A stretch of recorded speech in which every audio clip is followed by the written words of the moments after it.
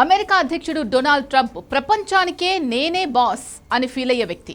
కానీ ఇప్పుడు పరిస్థితి ఏంటి? ఆయన ఇస్తున్న డెడ్లైన్లు చూస్తుంటే అవి హెచ్చరికల్లా లేవు. ఇరాన్ ముందు అడుక్కుంటున్నట్టుగా ఉన్నాయనే విమర్శలు వస్తున్నాయి. పదే పదే డెడ్లైన్లు విధించడం, అవి ముగిశాక మళ్లీ కొత్త గడువు ఇవ్వడం, ఇది ట్రంప్ మార్క్ కామెడీగా మారిపోయింది. నిన్న మంగళవారం అని చెప్పిన ట్రంప్ తాజాగా తన ట్రూత్ సోషల్లో బుధవారం ఉదయం అని గంటలకు అని మరో డేట్ ఇచ్చారు. అసలు ట్రంప్ మాట అంటే ఇరాన్కు భయం పోయిందా? అగ్రరాజ్యం అధ్యక్షుడు ఇన్నిసార్లు వెనక్కి తగ్గడం వెనుక ఉన్న అసలు బలహీనత ఏంటి? ఈ వీడియోలో చూద్దాం.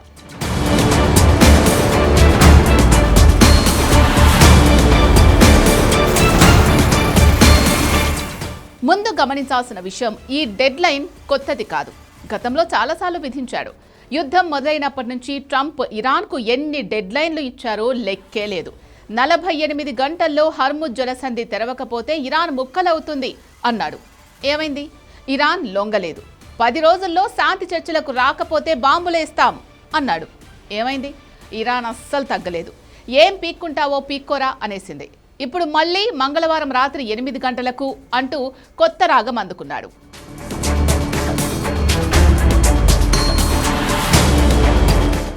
భారత కాలమానం ప్రకారం బుధవారం తెల్లవారుజామున 5:30 నిలకడలేని స్వభావం గల ట్రంప్ టెహ్రాన్ను శాంతింపజేయడానికి పదే పదే మరో రోజు సమయం ఇస్తున్నాడు అంటేనే అర్థమవుతోంది.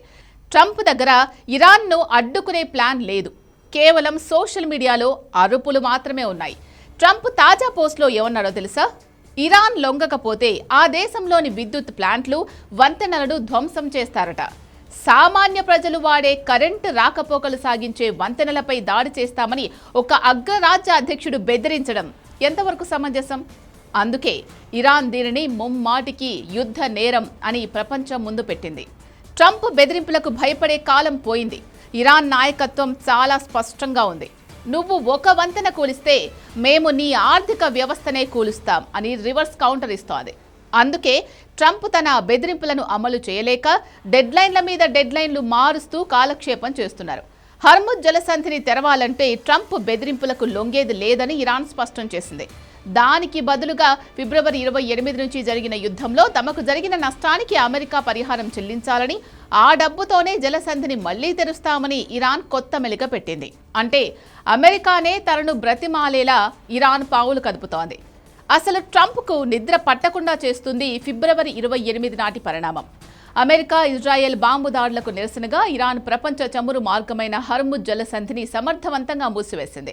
ప్రపంచ దేశాలకు కావలసిన గ్యాస్, చమురు సరఫరా ఆగిపోయింది. దీనివల్ల అమెరికాలో ద్రవ్యోల్బణం పెరిగి ట్రంప్ కుర్చీ కదులుతోంది. ఈ జలసంధిని తెరిపించడానికి ట్రంప్ ఎన్ని డెడ్లైన్లు ఇచ్చినా ఇరాన్ మాత్రం ముందు దాడులు ఆపండి, అప్పుడు చూద్దాం అంటోంది.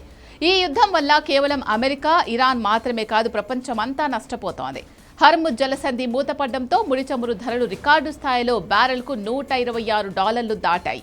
ఇది 1970ల నాటి ఇంధన సంక్షోభం కంటే భయంకరంగా ఉందని నిపుణులు హెచ్చరిస్తున్నారు. ఒక చిన్న దేశం తన మెడ పట్టుకొని నిలదీస్తుంటే ప్రపంచం ముందు తల ఎత్తుకోలేక ట్రంప్ ఇలాంటి గూఢమైన పోస్టులతో మైండ్ గేమ్ ఆడాలని చూస్తున్నాడు. కానీ ఇరాన్ దారిలోకి రావడం లేదు సరికదా, అమెరికానే ఇరకాటంలో పడేస్తోంది. ట్రంప్ ఇప్పటి వరకు ఈ డెడ్లైన్లు కనీసం 3 సార్లు మార్చడం ఆయనను కామెడీ పీస్ను చేసింది.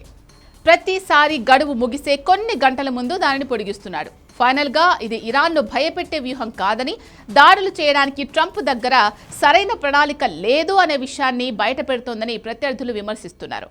చివరగా మంగళవారం రాత్రి 8 గంటల గడువు ముగిసిన తర్వాత కూడా ట్రంప్ మళ్లీ ఇంకో డేట్ ఇస్తాడా, లేక నిజంగానే దాడి చేస్తారా? ఏదేమైనా ఇరాన్ మాత్రం ఏమాత్రం బెదరడం లేదు. యుద్ధం వస్తే అమెరికా ఆస్తులే ఎక్కువ నష్టపోతాయని ఇరాన్కు తెలుసు. ట్రంప్ తన అహంకారంతో చేస్తున్న ఈ డెడ్లైన్ల రాజకీయం అమెరికా ప్రతిష్టను దిగజారుస్తోంది.